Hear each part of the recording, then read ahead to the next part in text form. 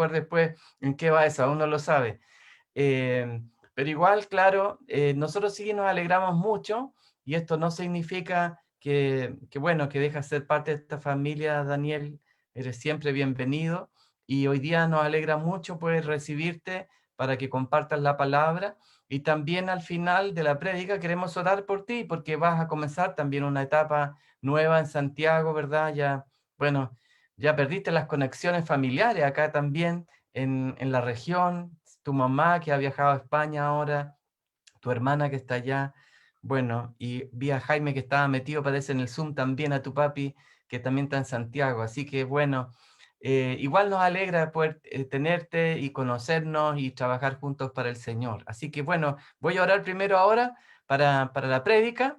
Tú nos contarás también cuáles son los planes que vienen, luego nos compartes la palabra y al final igual queremos tomar un ratito para orar por ti. ¿Ah? Voy a pedir a dos que me acompañen. Vamos a estar orando por ti también al final de tu prédica. Entonces oremos ahora para que la palabra del Señor llegue a nuestros corazones. Señor, te damos muchas gracias por la vida de Daniel. Lo bendecimos en el nombre de Jesús. Te damos gracias, Señor, por su vida, por su pasión, por su entusiasmo, por su entrega, Señor, a ti. Gracias, mi Dios, por su conversión tan potente, Señor, que ha significado tantas decisiones en la vida de Daniel, Señor, para capacitarse, entrenarse. Hoy día, Señor, en su trabajo, pero aún con proyecciones, Señor, de servirte en diferentes áreas. Te pedimos, Señor, que esta tarde tú lo uses para que Él nos pueda compartir tu palabra y que esa palabra llegue a nuestros corazones. Que Él sea un instrumento, Señor, en tus manos. Nosotros lo bendecimos en el nombre de Jesús. Amén. Amén.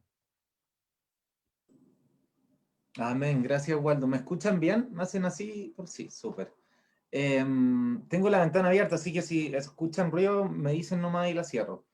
Efectivamente, como contaba Waldo, voy a comenzar ya a radicarme en Santiago desde ya hace 1 año y 3 meses, 2 meses que estoy trabajando, podríamos decir, secularmente en Santiago, y eso ha implicado todo un tema logístico de cuando no estábamos en pandemia y los fines de semana a Viña. Y bueno, ahí contaba con mi hermana que vivía ahí, mis papás también estaban ahí, pero las cosas fueron cambiando a poquitito, mis papás se vinieron a Santiago, mi hermana a España, todavía está mi tía es la única que, la tía Carmen Gloria es la única que queda en Viña todavía, así que por lo menos tengo esa casa y mi tía yo sé que me recibe.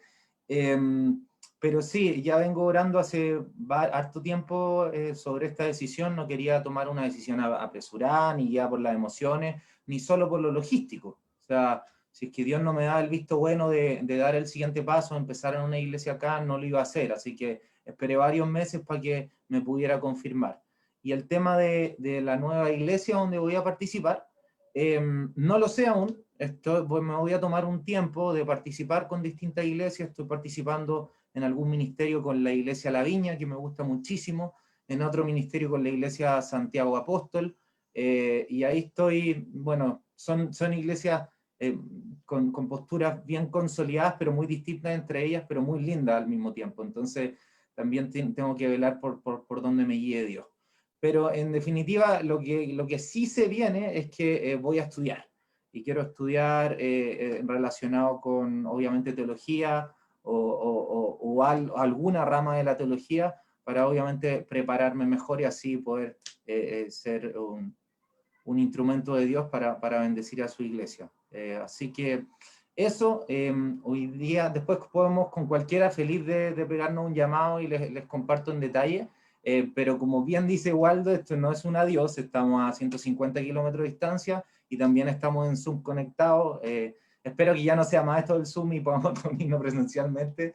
Y yo feliz de ir a Viña a visitarlos cuando quieran. Así que seguimos siendo iglesia, el cuerpo de Cristo. Así que bueno, hoy día, la verdad es que estuve orando bastante la semana sobre qué compartir, tenía varios temas preparados y, y bueno, Dios me habló uno y fue lindo porque hoy día en la mañana en mi tiempo de oración me lo confirmó.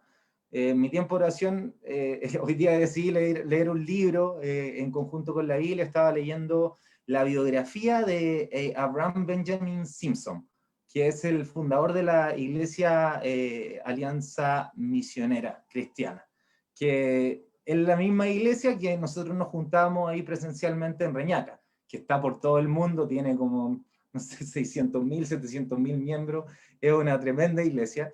Y estaba leyendo la historia de este hombre y me llamó mucho la atención que en una parte, el mismo Abraham, cuenta la historia de una señora de ya avanzada edad llamada Sofía.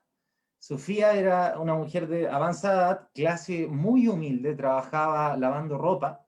Estamos hablando, para un poco en contexto, en 1890. Y esta señora Sofía se había convertido al Señor y era esta señora que se convierte radical, radical. Y ganaba poquito, le alcanzaba obviamente para lo básico y todo lo que no le sobraba, sino daba de lo que tenía que gastar en cosas, necesidades básicas, lo donaba para las misiones transfronterizas. Y tenía un pesar y un sentir por las misiones transfronterizas. Y en un momento, obviamente, Abraham, viendo que ella era miembro de la congregación y donaba como de lo poco que tenía, pero al mismo tiempo es mucho, y siempre era tan rigurosa en donar que en un momento llega, pasan los meses y le dice a Abraham, quiero ir a misiones, quiero ir que me envíes. Y Abraham la ve y obviamente viene la racionalidad, que no estoy diciendo que sea mala, y la analiza y ya estaba de muy avanzada edad.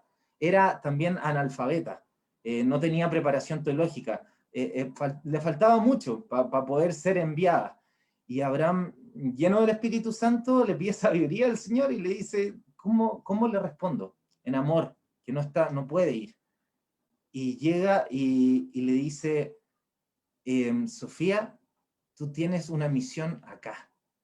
Y Sofía tenía que ir desde su casa, recorrer largas distancias en bus para llegar al trabajo. Y todos los días se topaba con distintos choferes en los buses.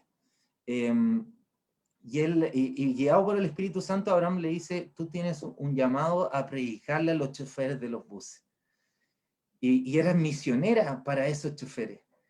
Y Sofía se lo tomó tan de lleno, porque obviamente Abraham era un pastor, no sé, reconocido y todo, y que igual te lo decía él y te lo decía con la autoridad del Espíritu, que Sofía se lo tomó en serio. Y fue a predicarle a los choferes todos los días. Al poco tiempo, había 40 choferes de micro en la iglesia. Al poco tiempo.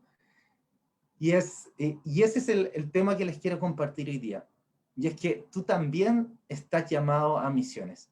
No porque no vayas afuera a los lugares no alcanzados, a distintas partes del mundo, tienes un llamado a misiones hoy y aquí en donde vives, en tu trabajo, por donde te transportas, con tus amigos, con tu familia. Hay un llamado misionero para cada uno de nosotros.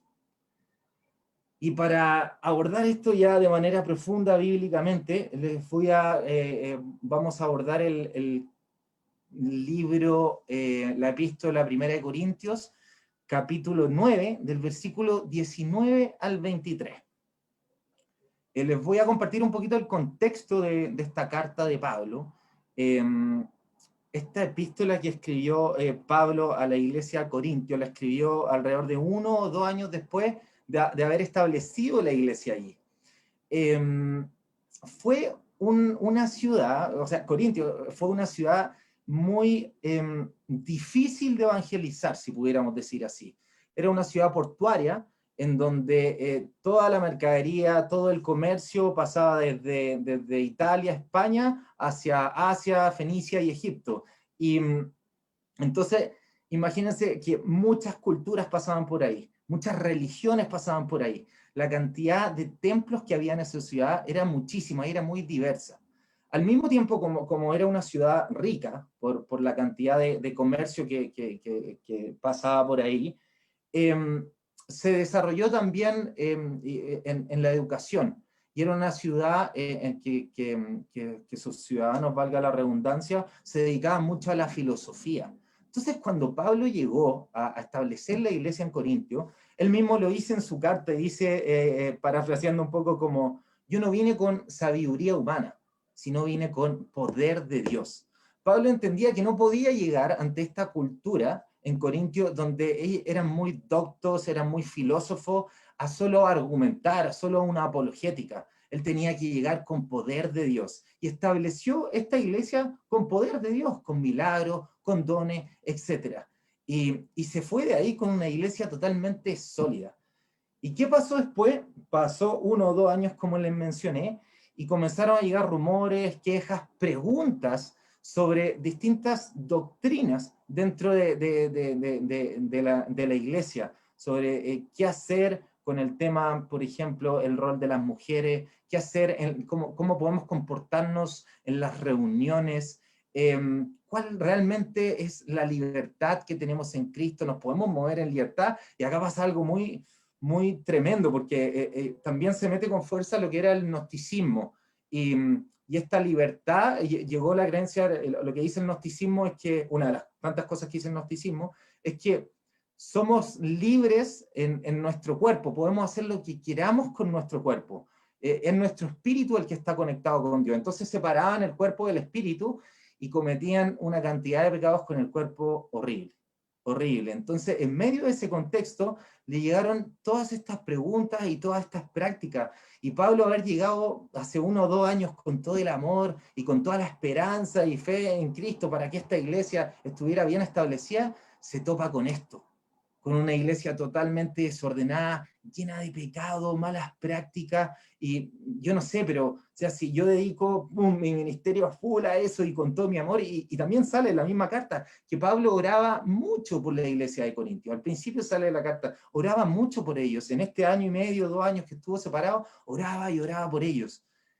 Y aún así, todo se desordenó. ¿Y saben qué hace Pablo? Y esto es el punto que quiero llegar con el contexto que les doy. Es que Pablo, yo no sé ustedes, pero yo cuando invierto en algo y pongo mi corazón y pongo mis ganas, y la cosa, hice todo aparentemente correcto, y la cosa no funciona, a mí como que me sube la frustración y me dan ganas de mandar todo para allá. Y Pablo, ¿qué hace? Y es muy lindo esto, porque esto es para todos los que muchas veces se le ha pasado por criticar a Pablo porque es orgulloso, o que notan que hay cierto orgullo en sus cartas. Pablo actúa de manera mansa y humilde. Al enfrentarse a esta iglesia de Corintios en crisis, actúa con un lápiz y un papel, con paciencia y sobre todo con amor, escribe esta carta y aborda 1 a 1 los temas que estaban en crisis en la iglesia de Corintios. Y lo aborda con amor, y es que eso quiero dejar muy sobre la mesa. En toda esta carta, uno de los temas principales es el amor.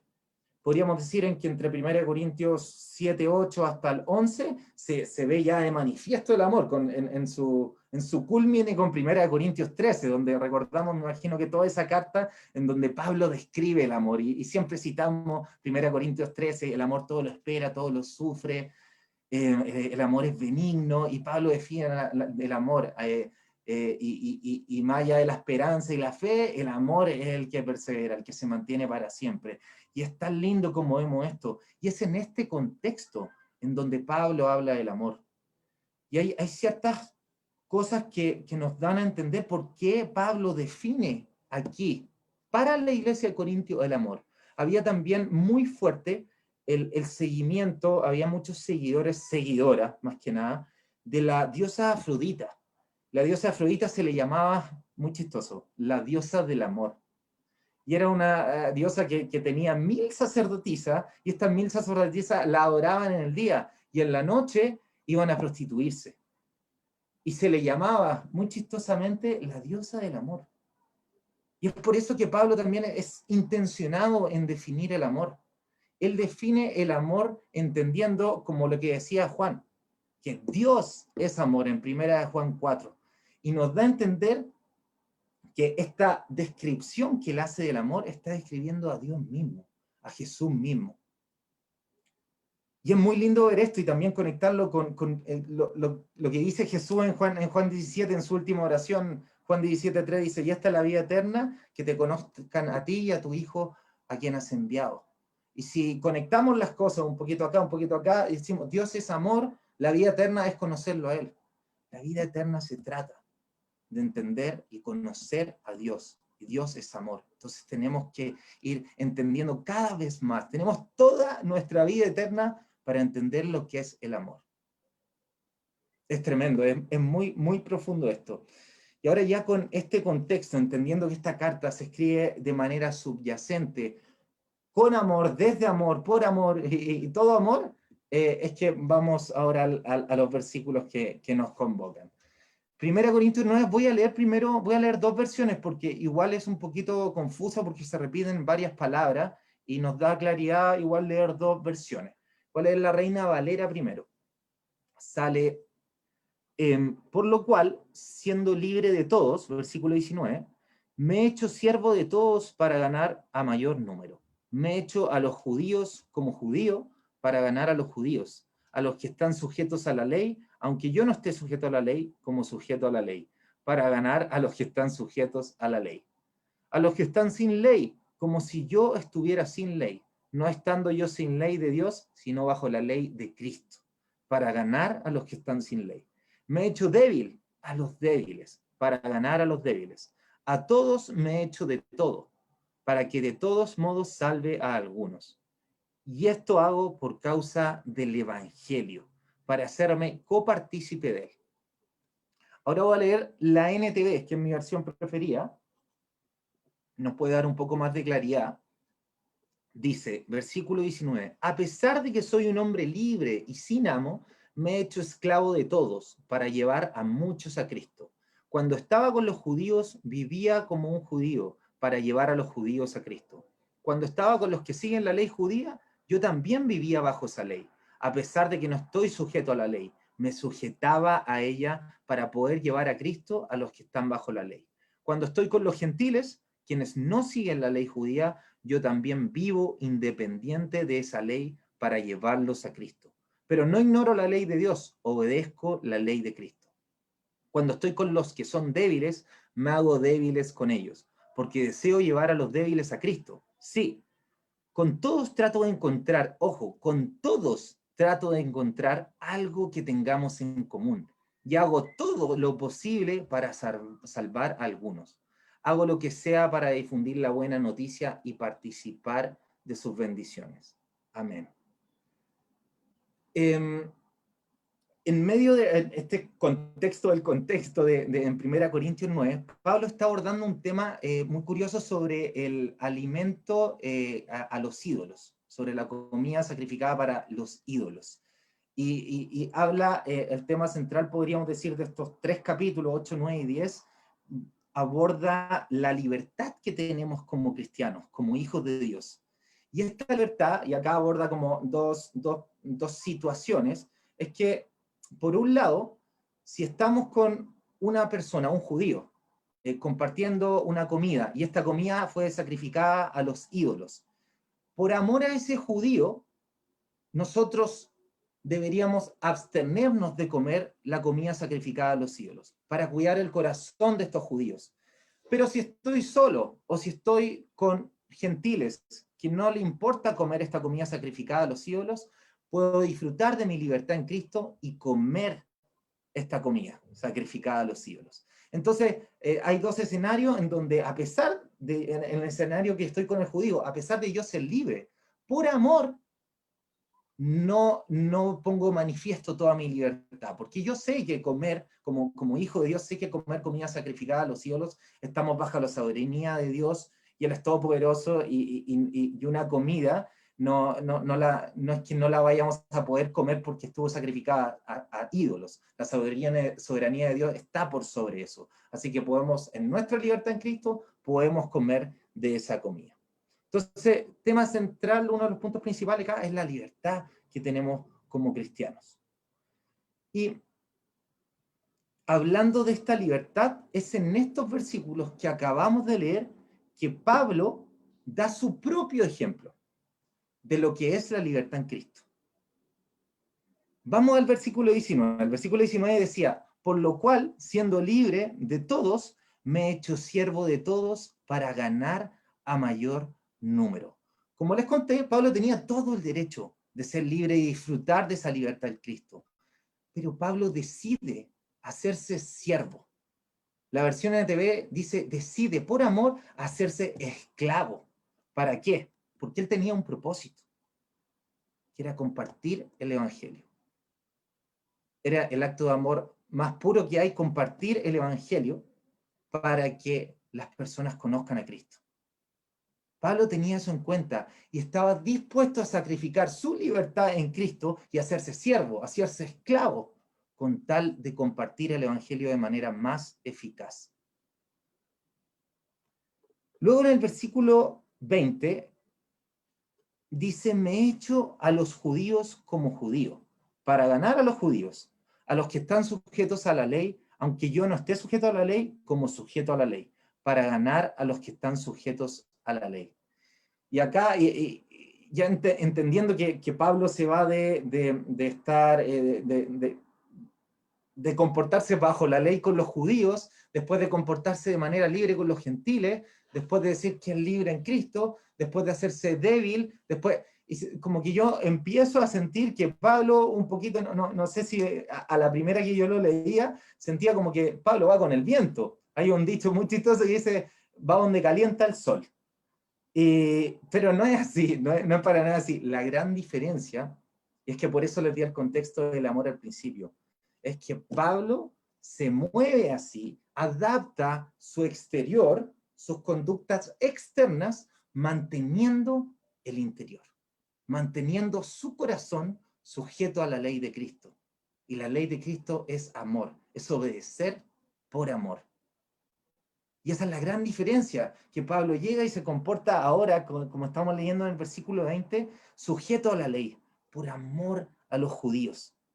Adapta su exterior, pero mantiene su interior intacto. Adapta su exterior, sus conductas, no come el alimento sacrificado a los ídolos por amor a ellos. Pablo todo el tiempo está pensando, y esto es de manera subyacente a todas sus lindas cartas, en el propósito de Dios para su vida, en compartir el evangelio, en el que muchos conozcan la verdad.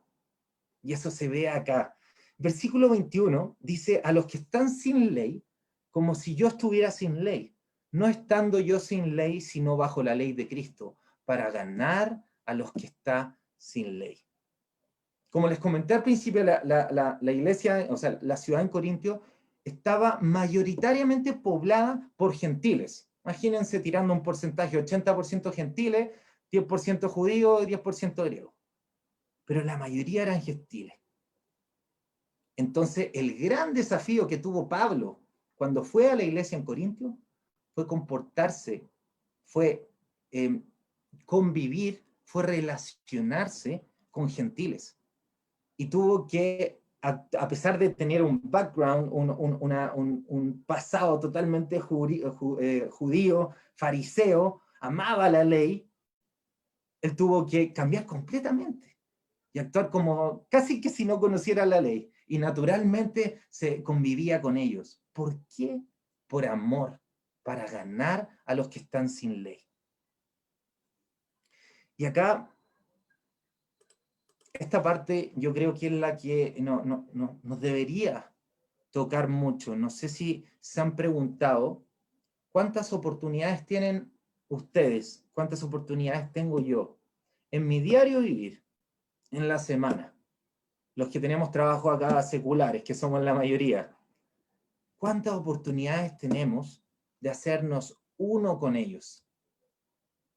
Adaptando nuestro exterior, manteniendo nuestro interior sujeto a la ley de Cristo. No es fácil, pero tenemos oportunidades día a día de empatizar con los otros. Y en esto quiero detenerme un poco, porque la empatía sin duda es un acto de amor. Y la empatía requiere intencionalidad.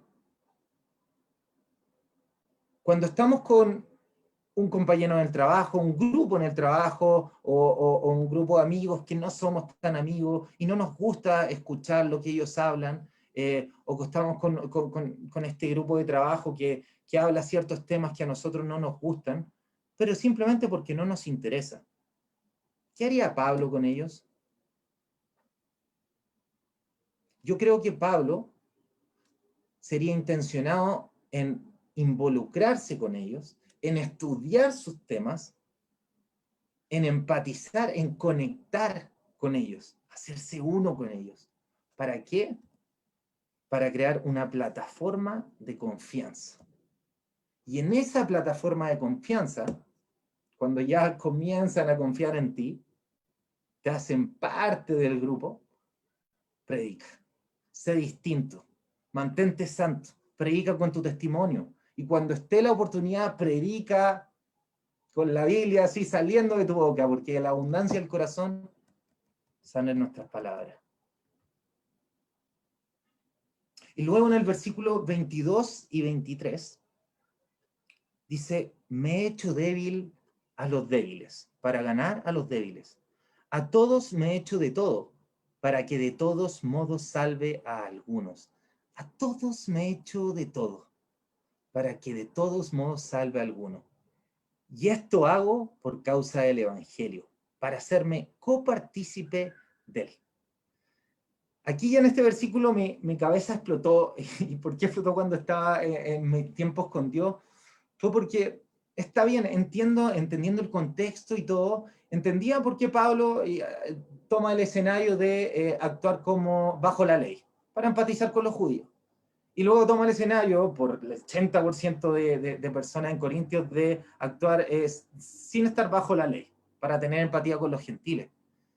Pero ¿por qué, siendo que hay 1.000.000 de posibilidades para citar algo, dice, me hago débil a los débiles? Podría haber dicho cualquier cosa, pero Pablo es intencionado y deja en manifiesto la palabra débil. A los débiles me hago débil. ¿Por qué? Y ahí cuando quedo sin entendimiento de estas cosas que me encanta, hago doble clic en el griego. Y la palabra de débil en el griego se dice, bueno, aquí me ayudan con la pronunciación, pastor, pero es asthenes, asthenes, A-S-T-H-E-N, acento en la E-S, asthenes. Y esta palabra tiene un significado que quiere decir sin recursos. Salía en inglés, salía como muy traducido literal, no impresionable. Es decir, que con nuestras propias cosas no podemos impresionar. El débil no tiene recursos, no tiene nada de sí mismo, no tengo nada de Daniel para impresionar a los demás. Tiene que ver con el estatus, con las cosas que he ganado en esta vida para este mundo, que se transformarán, que se las comerán las polillas y se transformarán en hollín, tiene que ver con todo eso, lo mío, lo de Daniel, lo que he ganado yo.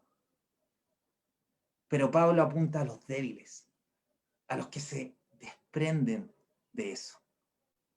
Pablo se desprende del yo. Pablo le dice a la iglesia de Corintio, yo me desprendo de todo lo que he ganado en esta vida, de todos los títulos,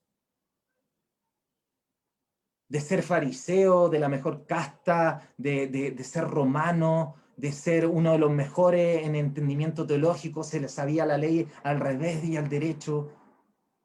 Ese Pablo lleno de orgullo se hizo débil y se desprendió del yo, del Pablo. Y luego lo comprobamos y en cartas tan lindas como Filipenses, que es de mis cartas preferidas, Filipenses 1, Pablo llega y dice cosas como, estimo todo como pérdida para ganar a Cristo. Todo lo de este mundo, todo lo que yo pudiera lograr, yo, Pablo, lo estimo como pérdida para ganar a Cristo. O llega y dice, el morir es ganancia, pero el vivir es Cristo.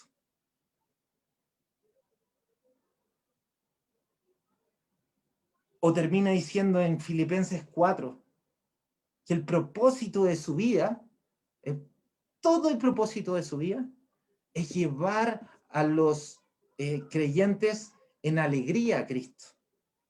Todo, si ustedes ven Pablo, este Pablo que pasó a través de fuego y Dios lo fue puliendo su corazón, ven a un Pablo que ya no es más Pablo, sino es el mismo Jesús dentro de su corazón. Y luego vemos a Juan el Bautista cuando habla, en Juan 3, si no me equivoco, cuando habla sobre que él es el amigo del novio. Y llega y dice, es necesario menguar para que él crezca en mí. ¿Me siguen? Acá Pablo termina con el broche de oro y dice, no más yo, menguo, menos yo, más él en mí. Y acá es como vuelve a lo que conversamos en un principio. Yo no sé si ustedes se han sentido que a veces han compartido del Evangelio, han hablado a una persona sobre Cristo y tuvo cero resultados. Me ha pasado muchas veces. A mí me encanta estar compartiendo de Dios, así que tengo muchos testimonios de que no me ha funcionado. Y es que ha acudido tanto, tanto a lo que yo he logrado, y he acudido tanto, tanto a una teología, he acudido tanto, tanto a una postura, he acudido tanto, tanto a cosas que no son eficaces. Y también tengo testimonios lindos donde trae resultados. Y les prometo que la correlación que veo ahí es que yo menguo y Cristo crece en mí. Y a veces, es muy chistoso porque a veces he debatido con una teología profundísima, una apologética, ya, defendiendo la fe, y lo dejo sin argumento a la persona. Cero eficaz. Y cuando menguo, y a veces digo palabras tan simples como que cito un versículo, Dios te ama, Juan 3:16, y el Espíritu actúa, y no soy yo. Y es que Pablo lo entendió, y se hizo débil con los débiles para ganarlos. Se desprendió del mismo, se desprendió de todo y se adaptaba a cualquier persona. Y esto es lo lindo, que Pablo entendió que hay que empatizar, hay que hacerse uno con las personas a las que les compartimos el Evangelio. Si tenemos este propósito claro, si tenemos este propósito de compartir el Evangelio, de ir a predicar y que personas conozcan al Señor, porque es el acto de amor más grande que podemos hacer en esta vida. Predicar para que personas se conviertan y conozcan la verdad. Y Pablo lo entendió y nos da la estrategia acá. Háganse uno con ellos. Mueran a lo suyo, mueran a sus cosas, a sus gustos, con tal, háganse esclavos, siervos de ellos, con tal de compartirles el Evangelio en amor de una manera más eficaz. Y Pablo termina diciendo acá, en estos versículos, y esto hago, versículo 23, y esto hago por causa del Evangelio, para hacerme copartícipe de él. Y esto es tremendo porque Pablo dice, me hago copartícipe de él. También Pablo en la carta a los Romanos, en Romanos 8, dice que comparto los sufrimientos de Cristo, pero también comparto su gloria. Pablo dice que se hace copartícipe del Evangelio porque está representando a Jesús acá en la tierra. Y tú, amigo mío, yo y cada uno de nosotros tenemos ese propósito. Predicar el Evangelio representando a Jesús. No hay nadie que lo haya hecho mejor que Jesús. Repasemos solo un par de cosas, que es tan lindo cómo Jesús nos enseñó a hacerse uno con nosotros. Jesús parte su ministerio y lo primero que hace, después de que es bautizado, se va 40 días al desierto, 40 días y 40 noches, a ser tentado en todo. Y ustedes dirán, ¿por qué fue a hacerse tentado en todo? Para empatizar con nosotros, para que nosotros podamos tener consuelo en que hubo uno que fue tentado incluso más que yo y se mantuvo santo. Y es que ahí yo encuentro empatía con mi Jesús y sé que Él pasó por las mismas cosas, pero salió en victoria. Y así mismo Él está en mí y yo puedo salir en victoria. Con los mismos fariseos o judíos, Jesús durante toda su vida fue intencionado en estudiar la ley judía. Y eso también lo hizo, no solo por la cultura en que se movía, eso también lo hizo por amor a los judíos, para poder hablar su mismo lenguaje, para poder entender las cosas de manera mutua. Y vemos incluso a un fariseo que tuvo un resultado y Nicodemo va de noche a hablar con Jesús. Se maravilló de este Jesús que sabía toda la ley, pero que se movía de una manera distinta a todos los demás. Este Jesús que merecía toda la gloria y la merece siempre, pero llega y cuando llama a Mateo y después de llamarlo se va a comer con cobradores de impuestos que tenían pésima reputación. Pésima reputación. Y va y se hace uno con ellos. ¿Qué creen que estuvo conversando Jesús en ese momento con los cobradores de impuestos y sus discípulos? Yo no creo que haya estado todo el rato enseñando la palabra y pura palabra de sabiduría, don de ciencia, no. Yo creo que escuchó pacientemente, se rió con ellos. Fue simple. El evangelio es simple. Jesús cuando va y está con su grupete de discípulos caminando en el propósito, empezando el ministerio y tienen que pasar a través de Samaria. Samaria, este pueblo rechazado por los judíos. Y Jesús va de manera intencionada al pozo de Jacob a esperar a una mujer. En todas esas culturas había un patrón, que las mujeres eran menospreciadas. ¿Cuánto más una mujer samaritana? ¿Cuánto más una mujer samaritana y pecadora, adúltera? ¿Y Jesús qué hace? Se hace uno con ella. Jesús comparte con ella y esto es tremendo, porque Jesús se da a conocer. Le dice a ella misma, yo soy el Cristo. Es la primera persona en la historia de la humanidad que le dice, yo soy el Cristo. Y es la primera persona que comisiona a ser la evangelista. Le dice, ve y dile a todo tu pueblo esto. Y es una mujer samaritana, adúltera. Ese es Jesús que se hace uno con los pecadores, no importándole el exterior, pero manteniendo su corazón santo. Jesús, lleno de paparazzi, todos lo seguían y caminaba y había un chiquitito en un árbol queriendo verlo, Zaqueo. Y le dice, Zaqueo, bájate ahora mismo porque quiero hospedarme en tu casa. Este jefe de compradores de impuestos, de cobradores de impuestos, pésima reputación. Ni siquiera sé cuánto robaba. ¿Y Jesús qué hace en medio de la multitud? ¿Creen que a Jesús le importaba el qué dirán?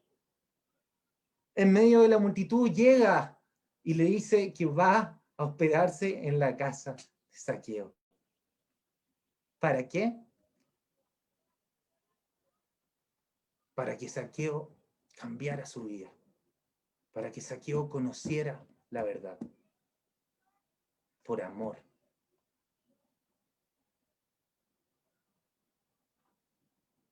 Jesús cuando tenía que llamar a sus discípulos y comenzar uno de los primeros pasos en su ministerio, ¿creen que Jesús estaba ahí, donde se merecía en su trono, esperando que llegaran los discípulos?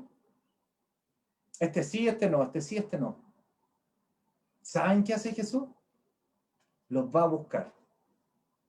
¿Saben dónde los va a buscar? En sus lugares, en sus trabajos. Jesús va a llamar a Pedro y a Andrés, a los hijos de Zebedeo, pescadores. Un rubro muy bajo en la escala social. Y va donde ellos y los llama. ¿Y cómo los llama? Jesús adapta su lenguaje y les dice, los haré pescadores de hombres. ¿En qué momento en el Antiguo Testamento, en qué momento en el Tanaj, en la Torá, dónde sale pescadores de hombres? Jesús adapta su exterior, pero mantiene puro su interior. Cuando estaba todos los fariseos, gran parte de los fariseos, como les encantaba juzgar, y agarran a una mujer adúltera y la ponen ahí. Me gusta pensar que la ponen en el centro y rodean con dedos juzgadores, esperando tirarle un piedrazo, como decía la ley judía. Y esto es muy lindo. ¿Qué hace Jesús? Hay un detalle tan lindo en esta historia, y es que Jesús se inclina. Imagínense, traten de imaginarse todos los fariseos a punto de lanzar piedra, apuntándola, juzgándola, ella en el piso, llena de culpa. ¿Y Jesús qué hace? Se pone entre medio de ella y los acusadores. Y se pone en la misma posición que ella. Y se inclina. La Biblia es específica en decir, se inclina y escribe algo en la arena. Nadie sabe qué fue, pero se inclina. Y se inclina 2 veces, dice la palabra. ¿Para qué? Para ahuyentar a sus acusadores y cambiar su vida y limpiarla. Se hace uno con ella para que cambie su vida. Le dice, vete y no peques más. Es este Jesús el que yo sigo. Es este Jesús el que quiero mostrar al mundo. Es este Jesús el que quiero mostrar a los no cristianos. Quiero tener la capacidad y quiero que ustedes tengan la capacidad para poder empatizar con quienes no conocen la verdad. Para poder entender que la maldad no viene de ellos, sino que son víctimas del enemigo, de su propia carne. Pero como decía Jesús ahí en la cruz agonizando, perdónalos porque no saben lo que hacen. Y Jesús entendiendo esto, entendiendo que hay ignorancia y no maldad en los que no lo conocen, va y se hace uno con ellos. Repito, manteniendo su interior puro, enfocado en el propósito de cambiar las vidas de ellos, entregándoles la verdad y adaptando su exterior. Quiero terminar con esta misma carta de Filipenses, que Pablo es un entendido de todo esto. Me encanta Pablo porque él llega y hace un poquito tiempo lo puedo entender. Pablo llega y toma los testimonios de todos los profetas, el testimonio de David, mucho el testimonio de David, testimonio de Jesús, y llega y aterriza todo en doctrina. Y muchas de sus cartas son testimonios de toda la Biblia aterrizados en doctrina. Y Pablo en este entendimiento de Jesús, en Filipenses 2, versículo 5, él nos dice, tengan la misma actitud que tuvo Cristo. Aunque era Dios, no consideró que el ser igual a Dios fuera algo a lo cual aferrarse. En cambio, renunció a sus privilegios divinos, adoptó la humilde posición de un esclavo y nació como un ser humano. Cuando apareció en forma de hombre, se humilló a sí mismo en obediencia a Dios y murió en una cruz, como morían los criminales. Por lo tanto, Dios lo elevó al lugar de máximo honor y le dio el nombre que está por encima de todos los demás nombres, para que ante el nombre de Jesús se doble toda rodilla en el cielo y en la tierra y debajo de la tierra, y toda lengua declare que Jesucristo es el Señor, para la gloria de Dios Padre. Amén. Voy a terminar orando y mientras oraba por ustedes hoy día, sentía muy fuerte del Señor que había un temor a desprenderse de nosotros mismos. Había una seguridad muy cómoda de estar en el yo, de estar en mi estatus, de estar en lo que he logrado, de estar en lo que puedo llegar a lograr. Y había mucho miedo, y de hecho cuando Dios me hablaba de esto, me dio mucho miedo a mí, y sentí mucho vértigo. No sé para quién será esta palabra, pero sentía vértigo de salir de esta seguridad del yo. Era una especie como de dar un paso ciego. Dar un paso ciego y estar ahí a punto de dar el paso y no querer darlo. Y sentía esta especie de vértigo para no darlo, como si fuera a caer a un abismo.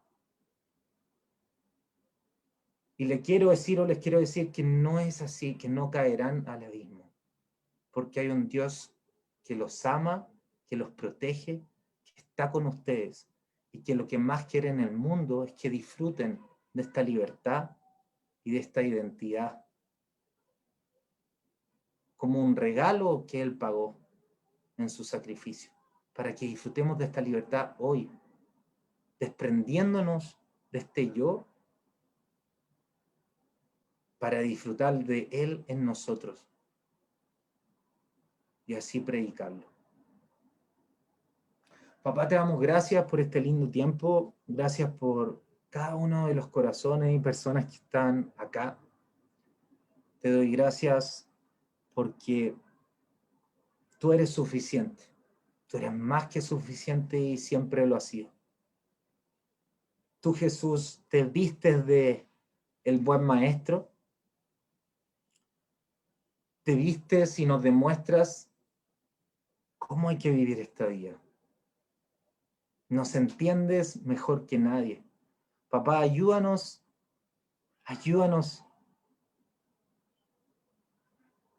a verte de tal forma, tan cercano, tan uno con nosotros, como tú y el Padre son uno, Jesús.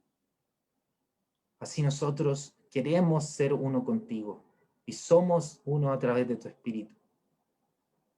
Y te pido que eso llene nuestro ser, que tu presencia abunde en nuestra vida, que menguemos para que tú crezcas. Y papá, te entregamos cada área que no te hemos entregado. Tenemos miedo, sí. Muchas veces nos importa el qué dirán. Tenemos miedo de lo que pueda pasar, del futuro, pero declaramos que tú estás ahí y siempre has estado, papá, cuidándonos, guiándonos. Bendigo esta iglesia, bendigo cada uno de los miembros, bendigo a los pastores y que podamos seguir avanzando en este peregrinaje, muchas veces desafiante, pero contigo, en ti y tú en nosotros. En tu nombre, Jesús. Amén. Amén. Gracias, Daniel, por la palabra.